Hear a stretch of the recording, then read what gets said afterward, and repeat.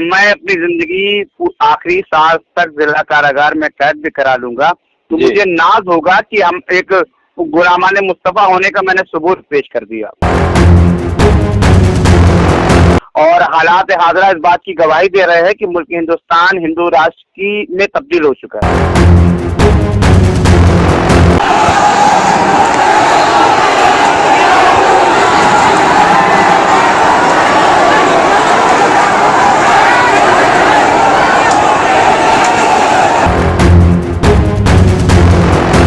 दोस्तों, आइए हम बात करते हैं कानपुर के ईद मिलादुन नबी के जुलूस की।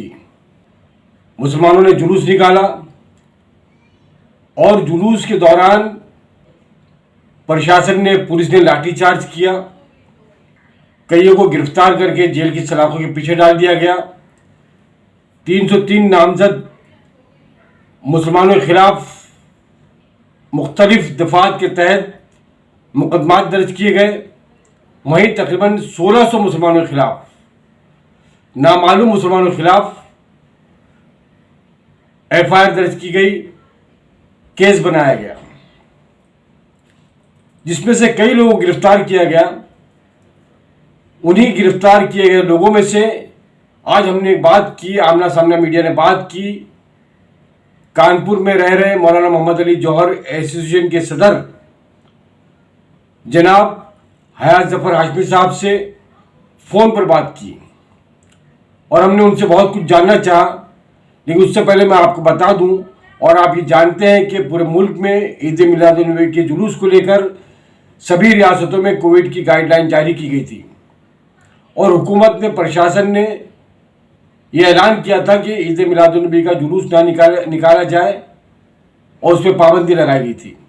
और जहां अगर छूट भी दी गई, जैसे कि हम बात करें अगर मुंबई की, तो यहाँ पर महाराष्ट्र सरकार ने जुलूस के लिए सिर्फ 5 गाड़ियाँ और 5 गाड़ियों पर हर गाड़ी पर 5-5 लोगों की होने की इजाज़त दी थी। सिर्फ एक गाड़ी पे 5 लोग और 5 गाड़ियों की इजाज़त थी। लेकिन हम देखते हैं कि उत्तर प्रदेश की योगी सरकार ने कोविड गाइडलाइन की जो शर्तें लागू की थी, उन शर्तों पर मुसलमानों ने बिल्कुल अमल नहीं किया और दीदा दिलेरी के साथ में वह जुलूस निकाला। लाखों मुसलमान सड़कों पर आए और जुलूस निकालकर सरकार दो आलम हजरत मोहम्मद मुस्तफ़ा सल्लल्लाहु अलैहि वसल्लम से अपना इश्क, अपनी मोहब्बत को पेश किया। सवाल यहाँ बहुत सारे पैदा होते हैं कि आखिर मुसलमानों ने जुलूस क्यों निकाला, क्या वजह थी जुलूस निकालने की, और इन हकायक से पर्दा उठाया है हयात जफर हाशमी साहब ने कि उन्होंने इस कानून का पालन क्यों नहीं किया मुसलमानों ने वहाँ पर, और कानपुर के मुसलमानों ने हुकूमत की इन सख्तियों की खिलाफ वर्जी क्यों की, प्रशासन की बात को क्यों नहीं माना, उस कानून को क्यों नहीं माना। उन्होंने बहुत सारे हकायक से पर्दा उठाया है कि ईद मिलादुन नबी का जुलूस क्यों निकाला गया, किस लिए निकाला गया, क्या वजह थी।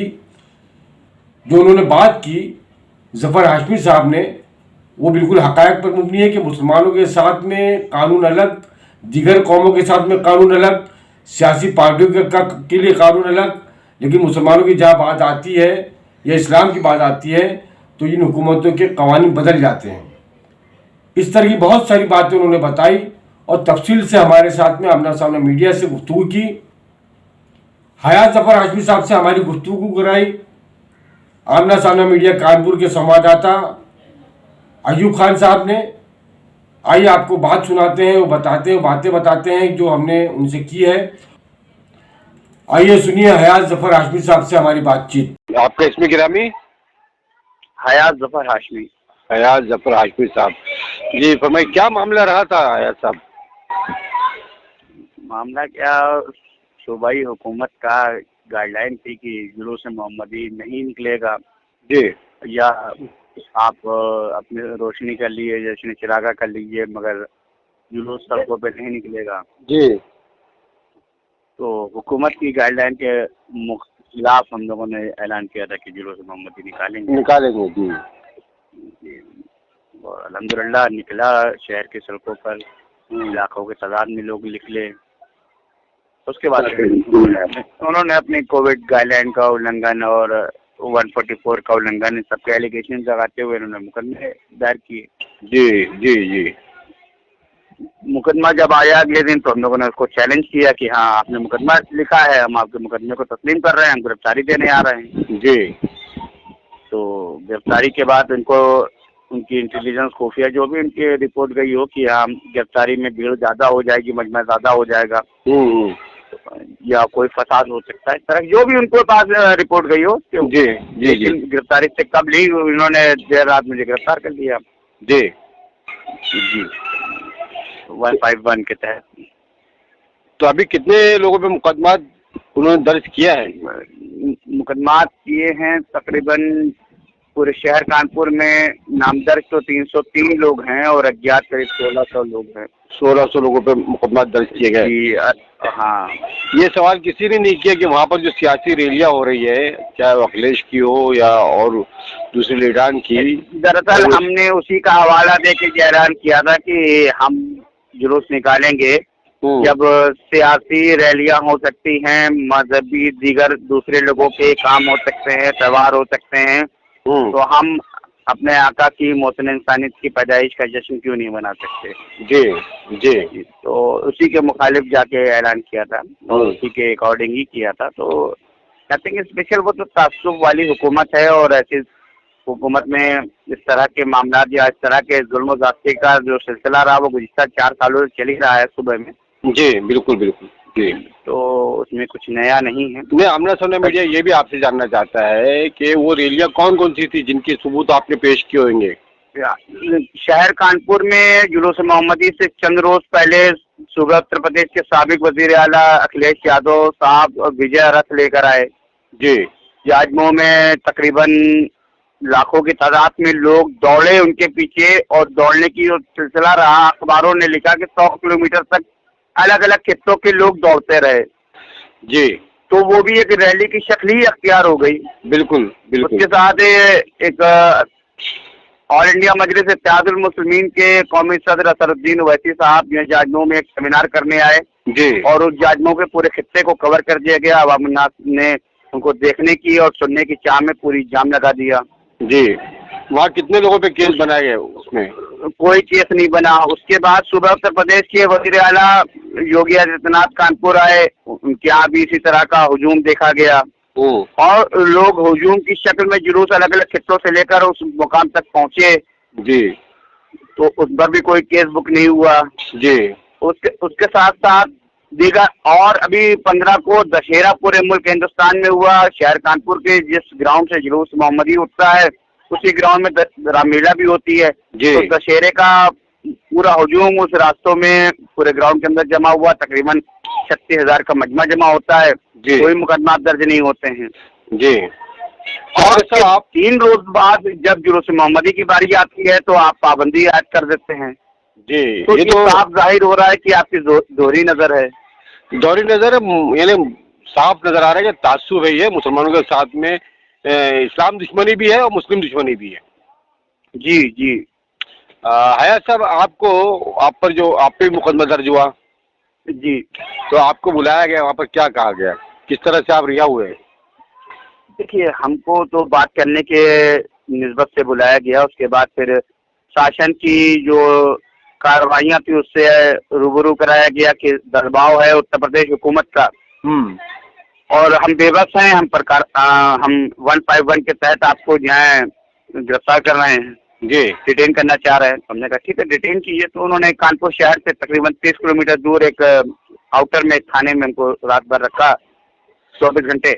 यानी 151 लगाया आप पे, कोई यानी बड़ा FIR नहीं किया? नहीं, उस दिन जो गिरफ्तारी हुई है वो 151 में की गई कि शांति भंग का खतरा था। सुबह उनका जो रिपोर्ट कह रही थी कि वो 20,000 की तादाद में गिरफ्तारी करने लोग यहाँ पहुँचते। उनकी रिपोर्ट के अनुसार उन्होंने अपने आप को महफूज करने के लिए और एडमिनिस्ट्रेशन ने तो ये 151 के तहत गिरफ्तार किया। इससे पहले 188, 269, 270, 3/4 के तहत मुकदमा पंजीकृत किया है जुलूस मोहम्मदी को लेकर। किन लोगों पे? उसमें मैं भी शामिल हूँ, मेरे साथ 3 लोग और 2 लोग और हैं। तो उन दिफात का क्या हो गया उसके?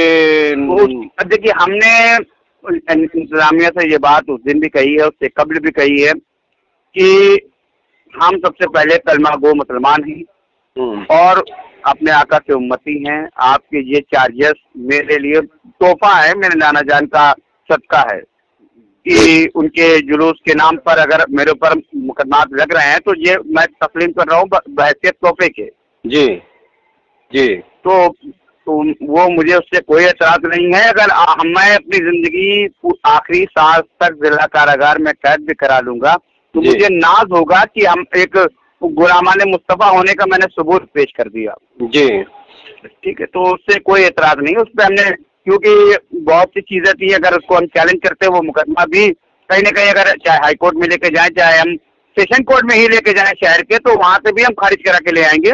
मगर हमने चैलेंज करने वाला उनको कुछ नहीं कहा, हमने कहा ठीक है हम तस्लीम कर रहे हैं आपके मुकदमे को। नहीं हयात साहब, एक बात ये है, ये नजर आती है कि गुलाम मुस्तफ़ा आशिकान रसूल जो है वो मुल्क के कानून को ही मानते हैं। अगर सभी के साथ में इंसाफ बराबर होता, सबके लिए कानून बराबर होता, चाहे वो सियासी रैलियां हो चाहे आज अगर हिंदुस्तान, सुनिए मेरी पूरी बात सुन लीजिए, जो धार्मिक जो त्योहार है हमारे गैर मुस्लिम भाइयों के, उसमें तो कहीं कोविड-19 की गाइडलाइन पे का पालन नहीं किया गया। हजारों की भीड़ थी, सियासी रैलियों में भीड़ थी, लेकिन आका नामदार सल्लल्लाहु अलैहि वसल्लम के सालगिरह के मौके पर के जो इस तरह की पाबंदियां लगाई, तो ये तो साफ जाहिर हो रहा है कि भाई आप पर इसीलिए लगाया गया कि आप मुसलमान हैं, आप इस्लाम के मानने वाले, आप आशिक़े रसूल हैं, इसलिए लगाया गया। लेकिन अगर मैं खास जो बात कहने जा रहा हूँ कि अगर सभी लोगों के कानून बराबर होता तो क्या आप लोग मानते नहीं उसको? बिल्कुल। देखिए कानून की अगर मुल्क के आयन के तहफ़्फ़ुज़ की कोई हिफाजत इस वक्त कर रहा है तो वो रियल मायनों में इस्लाम धर्म के मानने वाले कर रहे हैं। बेशक। क्योंकि ठीक है, क्योंकि जो इनके कम्युनल जहनियत के लोग हैं, इक़्तिदार में बैठे लोग और उनसे जुड़े हुए जो लोग हैं जी, वो आयन का मजाक बना के रख दिए हैं। जी, आयन के मुताबिक वो नहीं चल रहे, उनके वो अपने मुताबिक आयन को चला रहे हैं। जी जी। तो इस लिहाज से हम मौजूदा रियासती हुकूमत से अगर इस बात की तवक्को करें कि वो इंसाफ परस्त वाला काम करे तो ये हमारे लिए बेवकूफ़ी की अलामत होगी। जी, क्योंकि सुबह उत्तर प्रदेश की हुकूमत और इक़्तिदार में बैठा वज़ीर आला सुबह उत्तर प्रदेश की आवाम खासकर मजहब खास को सिर्फ और सिर्फ डराने, धमकाने और निशाना बनाने की कोई काविशों में लगा हुआ है गुज़िश्ता 4.5 सालों से। आपको क्या लगता है गैर एलानिया तौर पे हिंदू राष्ट्र को घोषित कर दिया गया है, ऐसा लगता है आपको? नहीं, हालात तो इसी तरह लगता है कि अभी ऐलान नहीं हुआ मगर मुल्क हिंदुस्तान एक हिंदू राष्ट्र की तरफ आगे बढ़ रहा है जी, और हालात हाज़िरा इस बात की गवाही दे रहे हैं कि मुल्क हिंदुस्तान हिंदू राष्ट्र की में तब्दील हो चुका है। जी, हिंदुइज्म के अलावा इस मुल्क में या यूपी की जो सरकार है, हम मुल्क की बात नहीं करते क्योंकि और भी सूबे जहाँ पर सेकुलरिज्म है, जहाँ पर बराबर का सबको दर्जा दिया जा रहा है। मुल्क हिंदुस्तान के 28-30 राज्यों में अगर कुछ स्टेट्स को छोड़ दिया जाए तो बाकी पूरे मुल्क हिंदुस्तान का जो इस वक्त नजरिया है जिस पे अगर नजरसानी की जाएगी तो यकीनन ऐसा महसूस होगा कि मुल्क हिंदुस्तान में रहने वाली अक़लियत को 2 दर्जे का शहरी बना दिया गया है। जी जी, क्योंकि सिर्फ फ्रीडम की बात नहीं है, हम कॉन्स्टिट्यूशन की धारा 14 और 15 की बात और 16-17 की बात नहीं करते। इसके अलावा भी सिर्फ अभिव्यक्ति की आज़ादी के अलावा भी जो हमारे दायरे हैं, जो हमारे हुकूक है, उसकी पामाली हो रही है। बेशक सही फरमा रहे, चाहे वो सरकारी महकमों की बात कर ली जाए, चाहे दीगर और मामला की बात कर ली जाए, चाहे हमारे इंटरफेरेंस की बात कर ली जाए, तो दीगर और भी मामला इस बात की गवाही दे रहे हैं कि अक़लियत इस वक्त सिर्फ मज़हब इस्लाम ही नहीं, अक़लियत के दायरे में आने वाले वो तमाम लोग जिनको मुल्क के कानून ने, मुल्क के आयन ने बराबर का हक और हुकूक दिए हैं, उनके हुकूक की पामाली हो रही है। सभी सारे धर्म हिंदुइज्म को छोड़ के सारे धर्म जो है निशाने पर हैं, आप ये समझ कहना चाहते हैं? जी बिल्कुल बिल्कुल जी। चलिए आयात साहब, बहुत बहुत शुक्रिया आमना सामना मीडिया से बात करने के लिए, बहुत बहुत शुक्रिया, धन्यवाद। शुक्रिया, जज़ाकल्लाह।